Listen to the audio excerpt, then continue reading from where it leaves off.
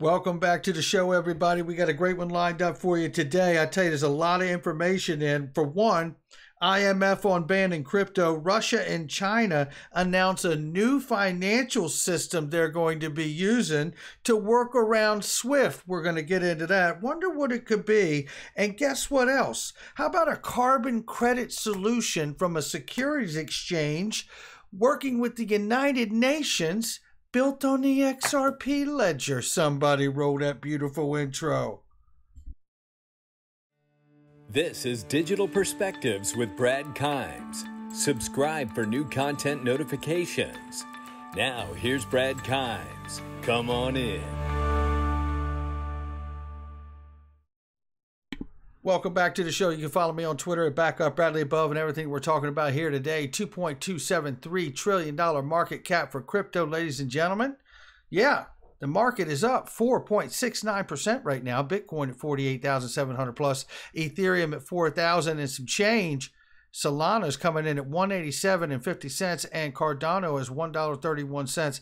XRP's 82 cents right now. Let's take a look right here. The range of price is 0.8167 on the low end and 0.8419 on the high side. Ladies and gentlemen, if you go to my video and click on the description, first link right there, or comment section, same thing. Just click on it right there.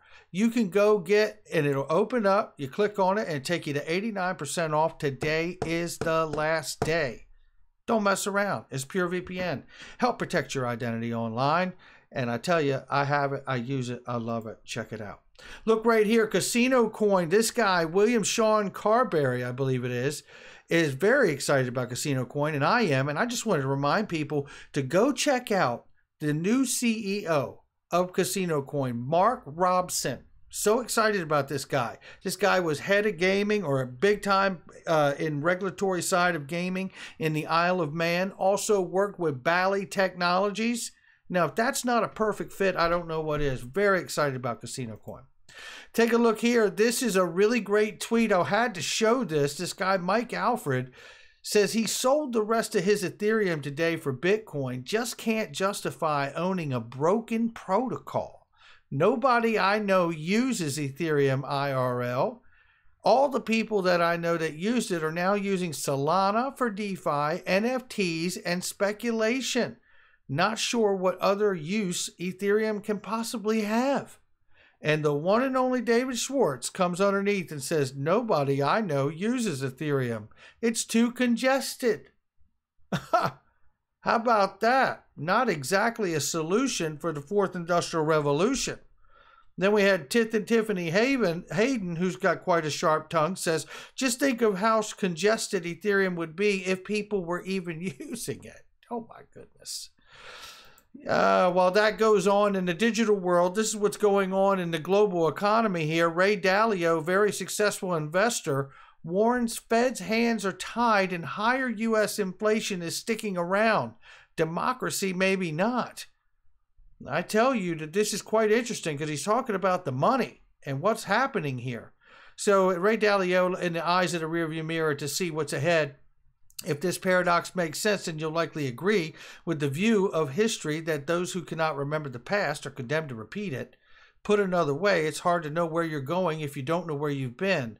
His latest book, Principles of Dealing in a Changing World, Why Nations Succeed and Fail, Dalio, co-chairman and hedge fund of Bridgewater Associates, shows investors their future by taking them in time to study the rise and fall of great countries and powerful currencies. Because one question you never want to ask about either your money or your situation in life is how did I get here? So this goes on to talk about his viewpoint of what's going on. And it's a really, really great thing. I'm not going to read all of this to you, but nevertheless, Ray Dalio is telling you that there's going to be some stuff sticking around and inflation's what it is, which means people are looking for a place to hedge their cash.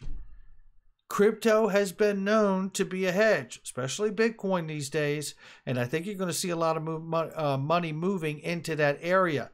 Now, I'm not an investment advisor, so just know that going into it, but that's my digital perspectives. Looking right here, Allison Heron-Lee from the SEC, a 6-note or 6-post tweet here, part tweet, where she's really shouting out the commission and all the work they've done, and none of this is really applying to crypto in this thread here. However, there is a ton of comments from people who have been harmed by the SEC, and I would think that, you know, people and commissioners, certainly at the SEC, should understand, no matter what achievements they feel like they should be celebrating, there is an entire industry of over $2.5 trillion being suppressed because of the lack of clarity and the overreach from the actual agency that Allison works at. So I wouldn't work so hard to break my arm to pat my own back here. That's just me. IMF chief Geeta Gopinath admits crypto ban tough to impose. She admitted that banning cryptocurrencies is not an option for the IMF. Well, thanks for pointing that out, Geeta, seems how you're just a bank, right? Oh, my gracious. Anyway, she goes on to say quickly, because we got a lot to get into. I'm about to blow your mind. You're about to see Zang.com, I believe it is here, which is a new securities platform that has come together with the United Nations, making an offering on top of the XRP Ledger. Very exciting stuff. I think cryptocurrencies are a particular challenge for emerging markets. It would seem that cryptocurrencies are more attractive for emerging markets compared to developing economies. However, emerging markets have exchange rate controls, capital flow controls, and cryptocurrencies can impact that. A lot of exchanges are offshore and not subject to the regulation of a country. We need a global compact, as no individual country can do it. We need it urgently, calling basically for a global cooperation to close the loop, so there's no safe haven for any one exchange. That's what we're talking about here. It's a mad push to get this in the regulatory sandbox or framework globally. So this way they can ban crypto except for going in and out of on and off ramps of either regulated stable coins, compliant stable coins, and or central bank digital currencies. I think this is where this is headed, if I'm not mistaken. This is a quick reminder. I covered this morning. James Wallace, the vice president for Ripple's Engaging Central Banks for CBDCs, told us in this, if you haven't seen the first video this morning, go watch it, because you're going to see where we're going here next. He tells us there, you know, the BIS is working with a protocol and a prototype with a bridge currency in place, and that is one of the things going on. Now, he didn't say that it was XRP. He didn't say that it was on the ledger, but the rest of us got to figure it out. Just so you know, James Wallace spent 17 years at IBM, ultimately as the vice president of blockchain, before going to Ripple to run their central bank projects. Just thought you should know. R3 Todd McDonald details how R3 is collaborating with central banks as well, market participants, to address some of the current difficulties. I'd played a clip, but it really isn't anything of note other than to suggest to you and remind everyone out here listening that R3 does have the Corda platform for their customers to build on, and R3 does in fact have the Corda settler, which does have access to the XRP token for settlement. Here's where we start to get into it here. Stellar interoperability is huge advantage when it comes to using Stellar, and this level of plug and play would not be possible without the help of Stellar ecosystem protocols.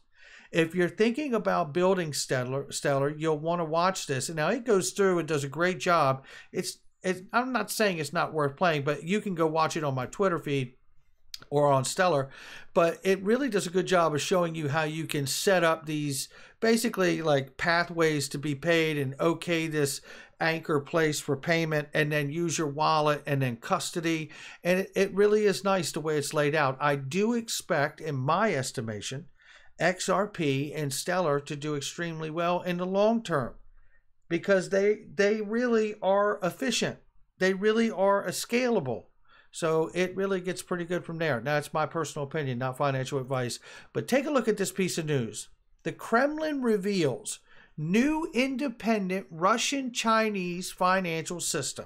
Remember, not long ago, they were just threatened that the United States would use SWIFT to start to block transactions and the ability to move money around for Russia.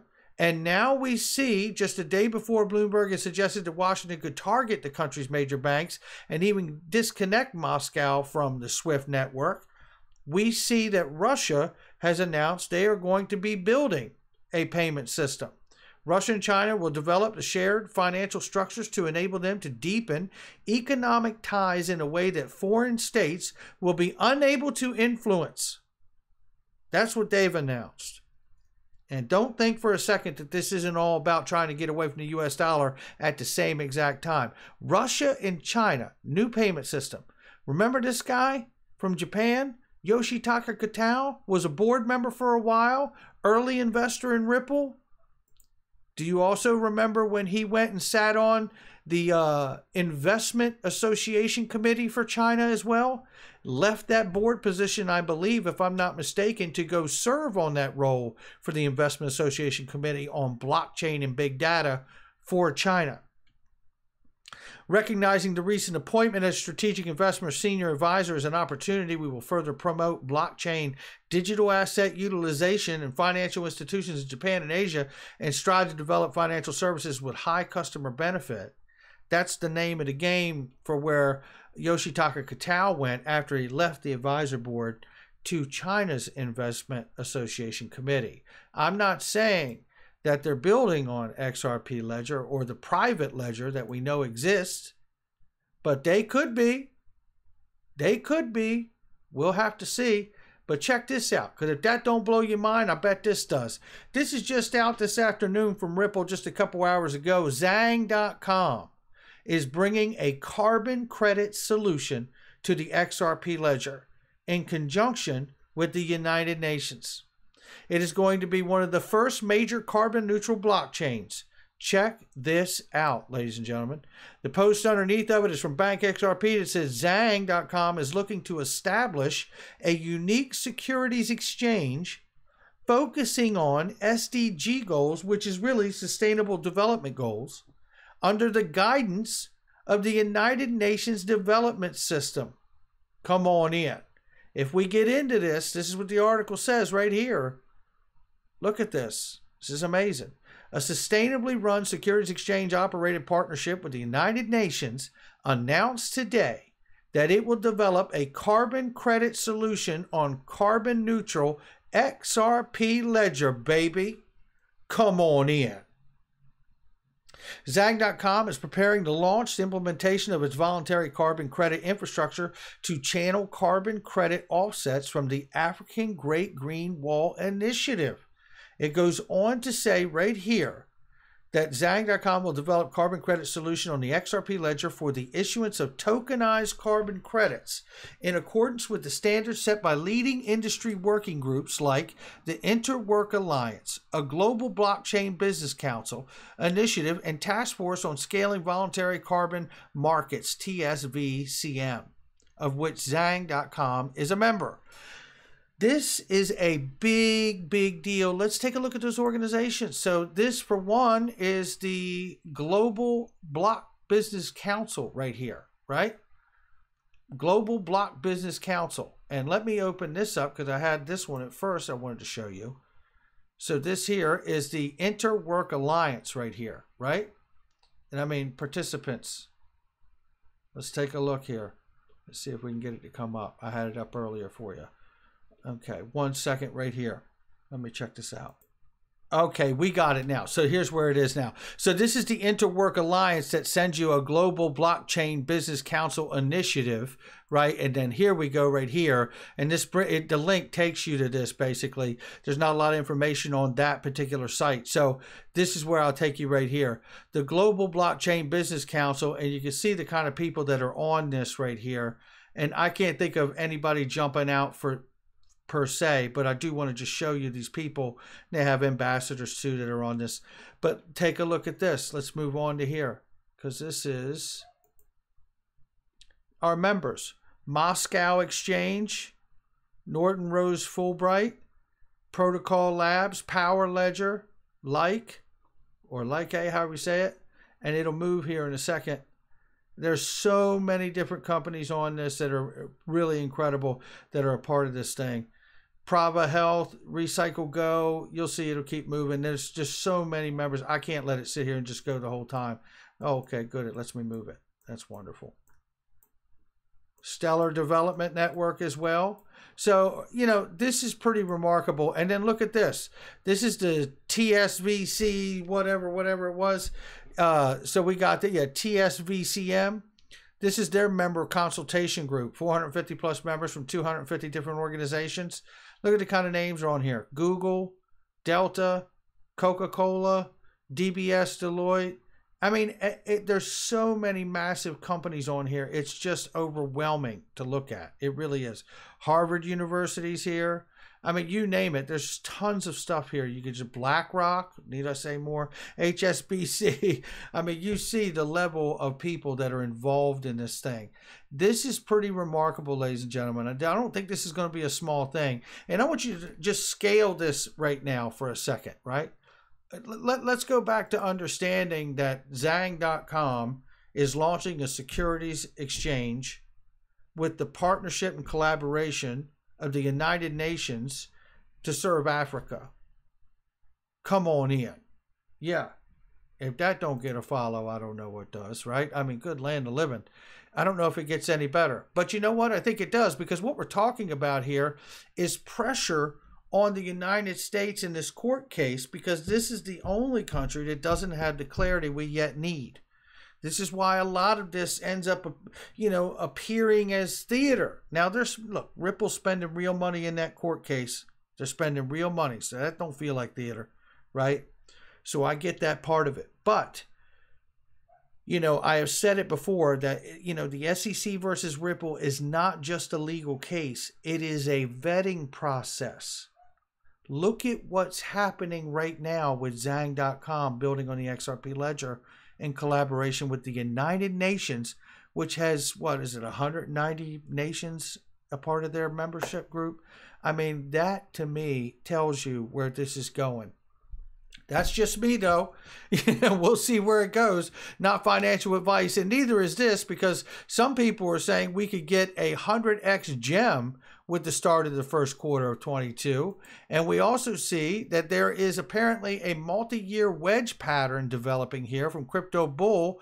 And I said, one of these days, Powell rating a kisser and straight to the moon. If you don't know, that's from back in the day with the honeymooners. 1,158-day wedge built on the first group, and then it popped 70,000% from there. 1,403 days is where we currently are, but the wedge has still got room to play out. Now, if we break down, none of this goes on, right? But if we break up and it goes hard like it did, and history repeats itself, as Crypto Bull says, XRP is creating a second multi-year wedge, setting higher lows. When XRP broke out of its first wedge, the price rose 70,000%. If history repeats itself, we would see prices well above $100. Now, we know that there's one securities exchange that we know of at this point that is building off of the XRP Ledger in collaboration with the United Nations to at least start out serving Africa. I think we're off to the right start. That's where I think we are. Let alone we see the case end with a solution we all know we should get. Legislation passed for cryptocurrencies, giving us the clarity we need. And then a Ripple IPO. You couple all those things in there, and then whatever else comes out is good news that we still don't know yet. And you tell me what that price looks like. Is a 70,000% increase really out of the question? What is normal these days? That's going to do it for me. Not financial advice from me or anyone else. Make sure you hit the like and subscribe. Leave a comment below. Zang.com just made it happen today. That's pretty amazing stuff. I'll catch all of you on the next one.